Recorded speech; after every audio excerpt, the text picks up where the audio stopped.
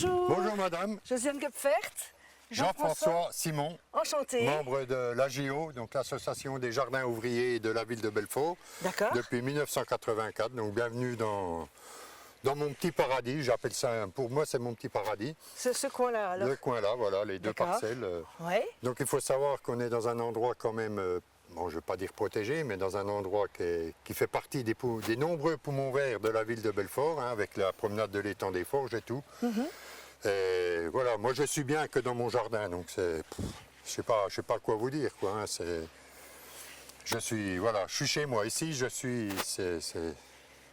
c'est mon coin de paradis, quoi. Oui, je vois bien. Et puis vous pratiquez les cultures associées. Voilà. Les choux entre le persil et les haricots. Ne me demandez pas pourquoi, parce que bon, je pourrais peut-être pas vous dire. Ça se trouve, c'est peut-être même déconseillé à la. Non, pas du tout. De toute façon, les aromates, c'est bien de les mettre entre les légumes. Ouais, d'accord. Okay. Ça les protège et ça, par rapport aux parasites, ça les déstabilise au niveau olfactif. D'accord. Donc c'est toujours intéressant. Ouais, mais je vois une belle quantité de haricots. Vous cuisinez tout ça? Je cuisine, je mets en conserve, je donne, je distribue. Et toute ma famille, mes amis, mes camarades, tout le monde en profite. Donc ça me fait autant plaisir de cuisiner et de manger que de donner, que de distribuer. Ce que je vous propose aujourd'hui, c'est un peu l'objectif de notre rencontre, on va faire un purin d'ortie. Aïe, aïe, aïe, aïe, aïe. Oh, pourquoi? J'aime pas, ça sent mauvais. Alors c'est pas un purin. Un vrai purin ne sent pas mauvais. Alors, donc, je demande qu'à voir. Alors, comme vous n'avez pas besoin de produits de traitement, moi non plus, ce qui est intéressant chez le purin d'ortie, c'est que ça peut être un produit de traitement, auquel cas on peut d'ailleurs utiliser l'infusion, qui ne sent pas mauvais. Donc on fait son infusion avec l'ortie et on l'utilise directement pur. Un purin, parce que moi, on m'a dit qu'il faut les diluer. Le purin, oui. Le purin, il faut les diluer à 10 ou à 20%. Ouais. On verra après l'avoir fait comment on l'utilise. Et en fait, ce qui est intéressant avec le purin d'ortie, je vois par exemple, là, vous avez des courgettes qui sont un peu jaunasses, les feuilles. Hein. Oui. Avec du purin d'ortie, au bout de 48 heures, vos feuilles deviennent vert bouteille, un peu vert prononcé comme les côtes de bête. Et ça leur donne un peps. Ça leur permet de mieux assimiler l'azote et les autres éléments dans le sol. Ça apporte un peu d'azote, mais pas beaucoup. C'est l'assimilation qui se fait mieux et ça leur donne une immunité. C'est comme un vaccin pour nous finalement. C'est phytostimulant, on appelle ça. Et donc, c'est pour leur donner un petit coup. Vous avez un petit peu d'oïdium sur les feuilles, ce qui n'est pas grave du tout. C'est climatique chez nous. Voilà, les feuilles, on n'en mange pas. Donc, voilà. Et ça n'affecte pas la récolte. Donc, pas de traitement, je suis d'accord avec vous. Mais vous pouvez un petit peu les stimuler. Oui, d'accord. Et les feuilles vertes, donc bien vertes, ça veut dire beaucoup de synthèse chlorophyllienne et donc beaucoup de réserve pour les fruits, que sont les courgettes. On y va? Allez, on y va. Super. C'est parti.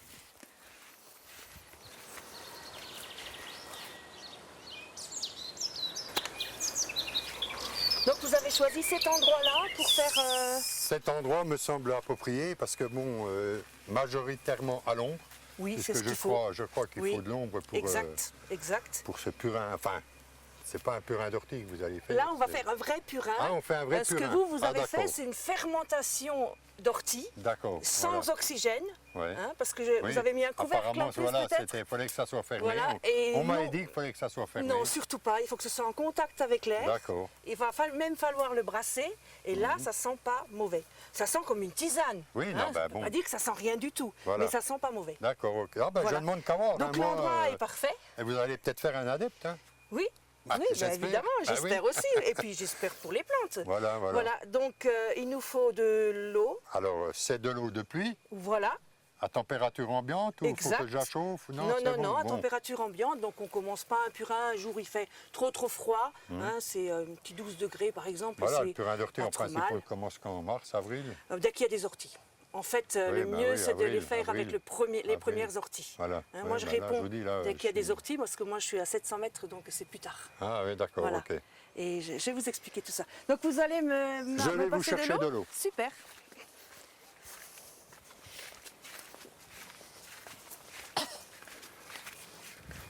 Donc, bien sûr, ça, voilà, les fûts, c'est de l'eau de récupération de la pluie.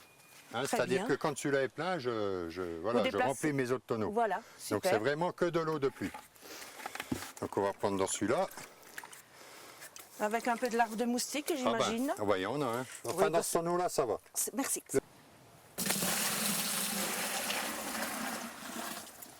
Et encore un, s'il vous plaît. J'espère qu'il m'en restera assez pour ma fin de saison.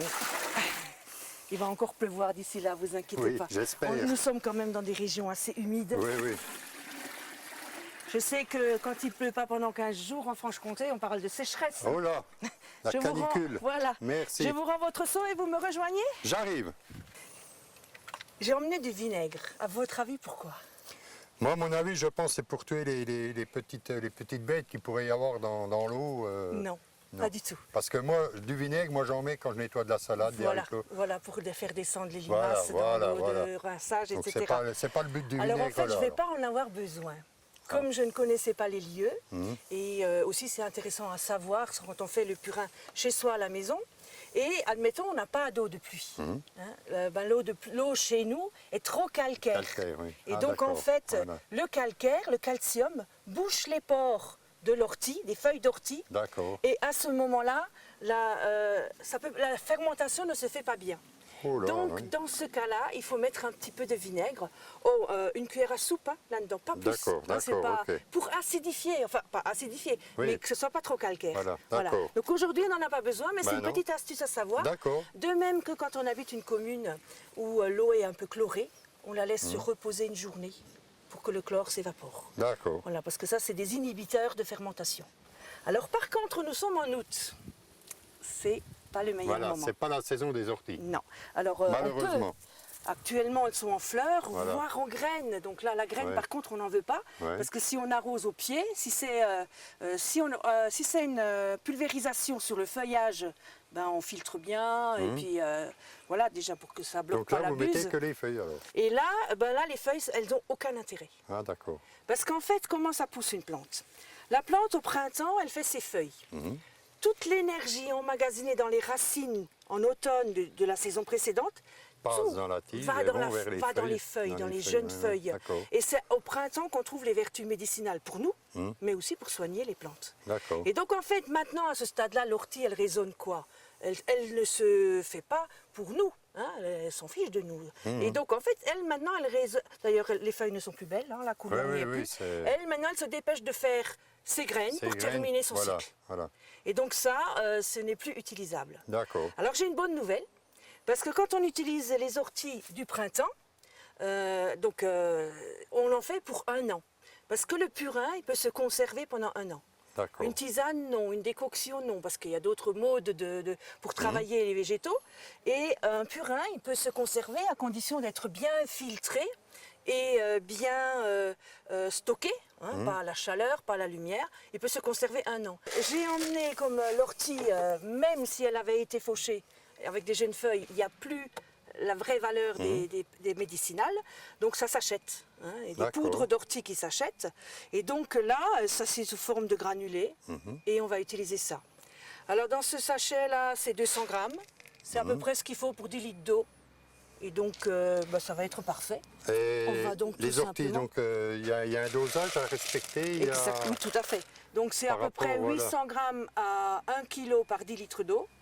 On est dans les clous, on va dire. Et voilà, on verse. Et maintenant?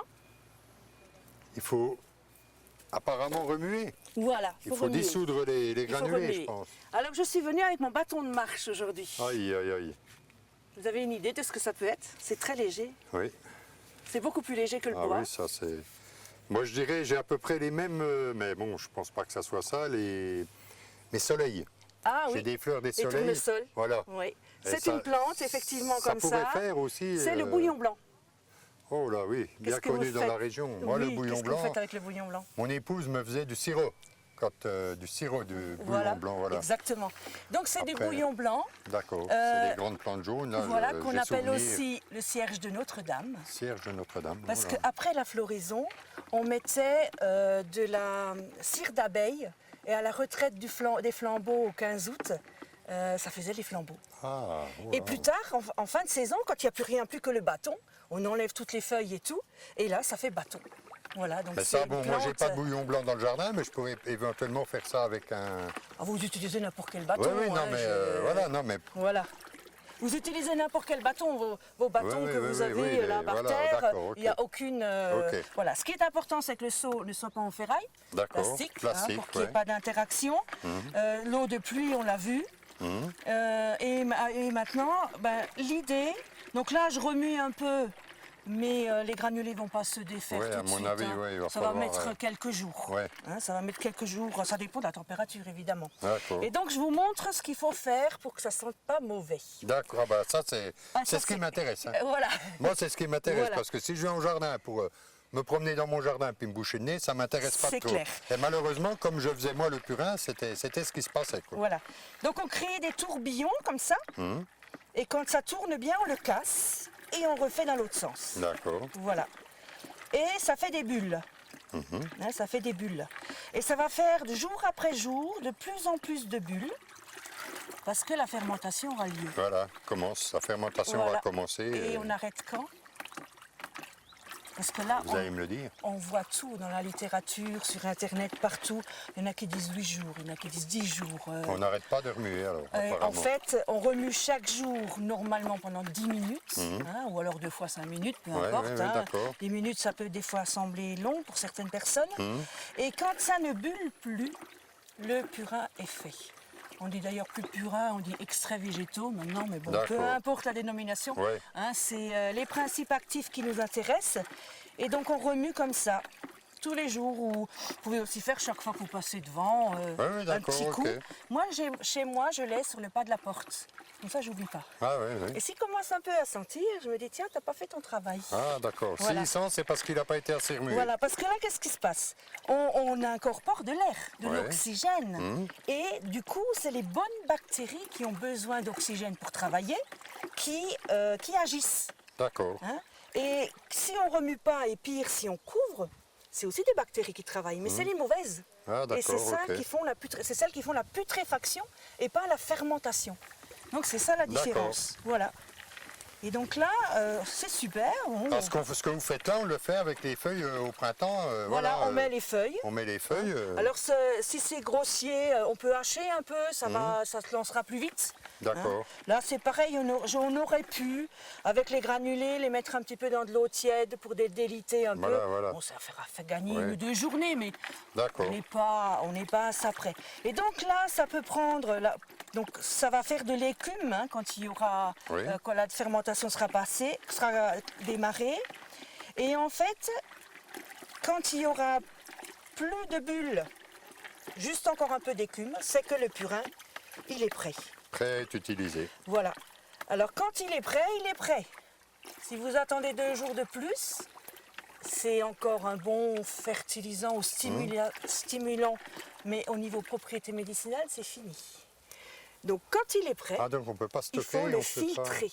Le filtrer. On peut le stocker au contraire, on le stocke 1 an, mais il faut absolument le filtrer. Alors il y a plein de méthodes.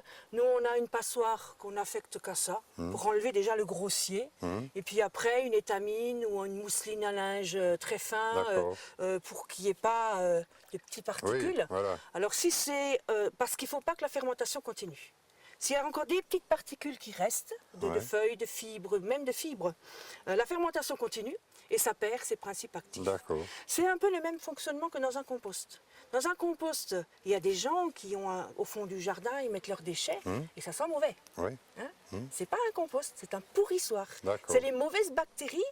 Du moment où le compost est tassé, on ne remue jamais, on met toujours des choses de la même... texture, et ben ça se tasse, il n'y a pas d'air, et donc ça sent mauvais. C'est le principe. C'est le même principe pour les deux recettes. Donc là, il est démarré. Moi, je laisse. Donc moi, chez moi, c'est sur le pas de la porte. Je laisse aussi le bâton à côté. Comme ça, j'ai pas. Parce que des fois, on passe, on se dit, oh, je ferai tout à l'heure. On se connaît. On se connaît.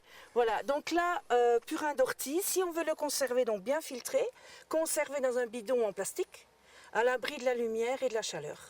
Donc fermé ou pas fermé? Là, fermé parce que la fermentation est finie. Moi, je mets en cave. La cave est sombre, il fait frais, il ne faut pas que ça gèle non plus. Oui, non, voilà, mais donc bien ici, sûr. dans le cabanon, ça serait peut-être pas l'idéal parce qu'il va geler. Quoi. Et donc l'intérêt... Mais disons du printemps jusqu'à l'automne, je peux le laisser dans ma cabane. Voilà, tout à fait. Puis après, il faudrait le ramener dans un cellier ou autre. Alors l'intérêt de le faire au printemps, on l'a compris, c'est pour les principes actifs, mais c'est aussi au printemps après, si vous faites vos plants de tomates vous-même. Vous les faites peut-être vous-même? Pas cette année, parce que bon, voilà. Oui, mais l'année prochaine, je pense que je les ferai moi-même. Voilà, ou même quand vous achetez les plants, au moment où vous plantez la tomate, au moment où vous repiquez, au stade des 2 ou 4 vraies feuilles en pot, c'est un choc pour la plante. Elle est là pendant 2-3 jours, on la voit, les feuilles pendantes et tout. Tout ce qu'on repique. Voilà, tout ce qu'on repique, c'est comme un déménagement chez nous. Et donc, d'arroser avec du purin d'ortie, ça tout de suite, elle va être péchue, elle va prendre de la lumière, faire de la synthèse chlorophyllienne et elle souffrira moins de ce choc.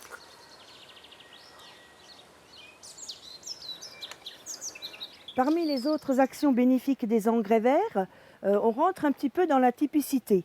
Par exemple, les engrais verts vivaces comme le trèfle incarnate, les trèfles blancs, la minette, qui font partie de la famille des légumineuses ou fabacées, au même titre que les haricots, je ne sais plus où sont les haricots là, au même titre que les haricots, les pois, les fèves, etc., qui enrichissent donc le sol en azote. Ça, c'est une première action liée à cette famille botanique. D'autres engrais organiques comme le lupin, par exemple, donc il ne s'agit pas du tout du lupin fleur qu'on a dans nos jardins, qui sont des plantes vivaces, il s'agit de lupins annuels, qui ont des racines en forme de fuseau, comme ça, comme une mini carotte. Ces engrais-là servent à décompacter le sol, donc en fait ça améliore sur la structure physique. D'autres engrais verts, comme par exemple ici le sarrasin, que j'affectionne particulièrement, sarrasin, facélie aussi, ce sont des plantes très mellifères. Donc ça attire en début de saison surtout les insectes pollinisateurs qui au passage vont également aller butiner les fleurs des concombres cornichons et autres plantes jardinières dont on consomme les potagères, dont on consomme les fruits.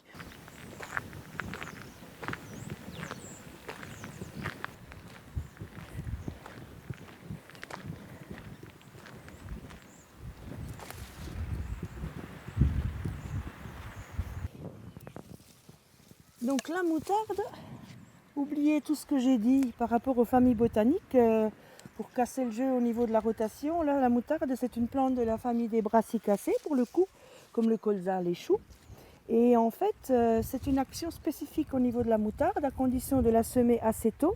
D'ailleurs, d'une manière générale, un engrais vert, pour qu'il ait à peu près cette hauteur-là et qu'il puisse être soit fauché, tondu ou arraché et posé sur place, donc toujours pour cette couverture du sol, il faut songer à le semer 2 mois avant les premiers gels quand c'est un semis d'automne, comme c'est le cas ici, ou 2 mois avant l'utilisation de la parcelle quand c'est un semis de printemps. Alors quelle est donc cette action spécifique? Les racines de la moutarde ont des substances qu'elles sécrètent et qui tuent les œufs des limaces. Donc les limaces, à partir de août, commencent à faire une dernière ponte. Ça fait des petits nids blancs que les jardiniers qui bêchent, comme c'est le cas ici, mettent à nu pour que les soleils les détruisent. Mais quand on ne bêche pas, puisque j'ai préconisé le non-bêchage, on n'a pas cette action de lever les nids de limaces pour les faire détruire à la chaleur, à la lumière et à la sécheresse. Et donc c'est cette moutarde-là, les racines tuent les œufs de limaces. On a coutume de mettre les œillets d'Inde entre les tomates en forme de culture associée. Beaucoup de personnes pensent que c'est anti-mildiou, mais en fait ça ne change rien du tout.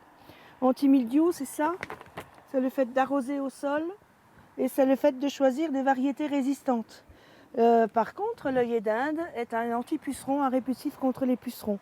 Donc de ce côté-ci pour les tomates et de ce côté-ci pour notamment le puceron cendré des choux.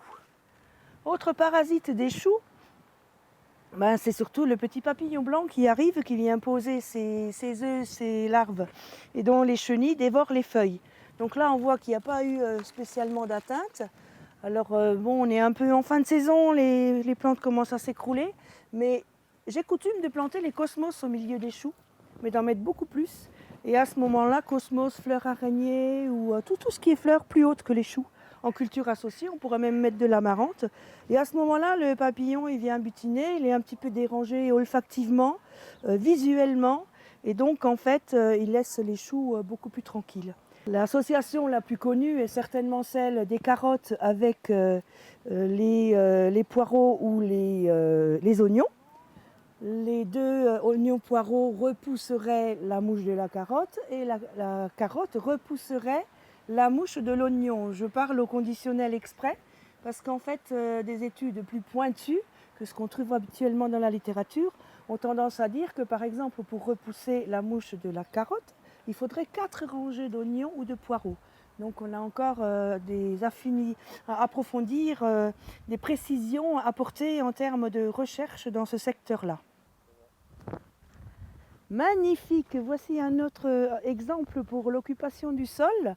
Au milieu des asperges, plantes vivaces, il y a des potirons. Ensuite, c'est planté très très serré, sans doute une technique pour ne pas avoir trop à désherber. Donc toujours céleri, betterave, carottes. Et cette grande parcelle d'œillets d'Inde, alors soit c'est une passion du jardinier pour les œillets d'Inde, soit ça fait partie de ces plantes qu'on met des fois en culture associée quand on a eu des soucis de nématodes sur les racines. Ce sont des vers blancs quasi microscopiques qui sont quelquefois sur les racines des plantes. Et donc en fait la racine meurt et la plante avec. Et le fait de mettre des œillets d'Inde comme ça en culture principale, leurs sécrétions racinaires assainissent le sol à ce niveau-là. L'avantage de l'association carottes-salades, alors là elles sont à peu près mûres en même temps, mais quand c'est des associations de printemps, c'est que les salades, on va les récolter bien avant que les carottes ne soient assez grosses pour être récoltées, ce qui fait qu'on peut se permettre de planter relativement serré, carottes, salades, recarottes, et on a une occupation du sol parfaite. Quand les carottes commencent à se déployer pour donc nécessitant plus de place, on a déjà dégagé la rangée de salades, on les a consommées. Il y a aussi l'association carottes, salades et radis, les petits radis roses entre les salades qui donc aussi sont consommés en premier.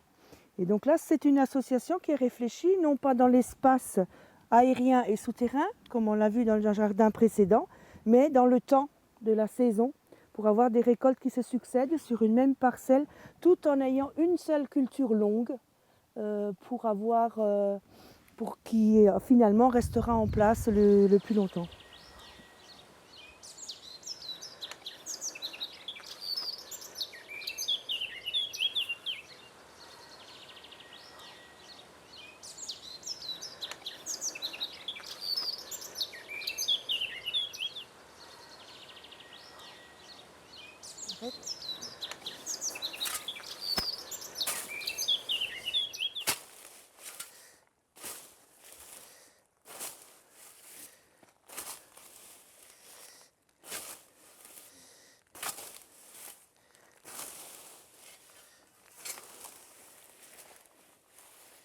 Et nous voici dans nos travaux d'automne, préparer la terre pour l'hiver. J'en profite de faucher cette consoude. Nous avons déjà vu les bienfaits de la consoude dans le jardin pour soigner les plantes. Cette fois-ci, comme elle fait beaucoup de masse, encore une fois, plutôt que de lutter contre, on va l'utiliser en paillage sur le sol. Donc voilà, j'ai une belle parcelle ici que j'ai déjà commencé à pailler, avec notamment, il y avait des topinambours. Donc les topinambours, ce sont des légumes anciens qui reviennent à la mode et qui sont délicieux. Pour preuve, en anglais, on les appelle artichauts de Jérusalem. Et donc j'ai utilisé les tiges, ça ressemble à un grand tournesol de 2-3 mètres de haut. J'ai paillé avec les tiges. Et je vais rajouter un petit peu de consoude. Comme ça, c'est un peu en fait un compostage de surface, contrairement au compostage en tas que nous avons déjà vu. Donc c'est super intéressant à mettre en place en automne.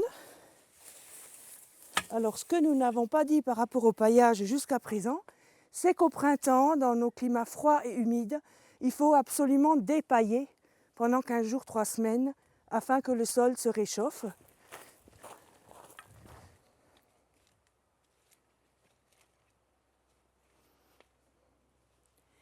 Une drôle de parcelle que voilà.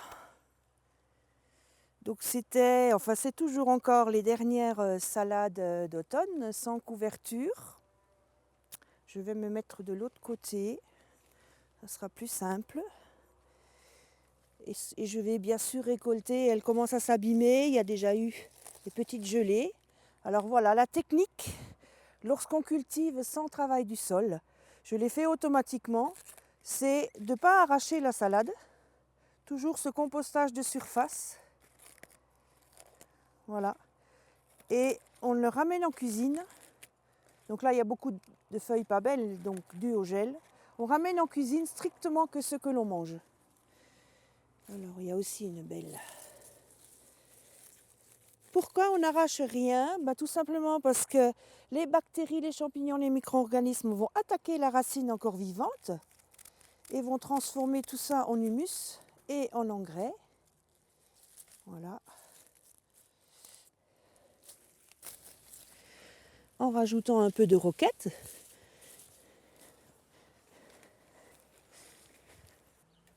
Qu'est-ce qu'on peut en faire? Des pizzas avec ça, en remplaçant la purée de tomates avec de la purée d'églantine bien plus riche en vitamine C. Et en hiver, c'est important. On peut faire de la soupe à l'églantine. On peut faire de la confiture, évidemment. Il y a 1001 recettes à faire avec cette plante-là. Il y a des carabes, il y a des cloportes, il y a tout un monde qui habite là. Et quand on tombe trop à ras, non seulement, par exemple, une pelouse, on a de la mousse qui s'installe et on en perd le bénéfice de toute cette faune qui habite là. Et donc là, ça fait partie de ce qu'on appelle un écosystème.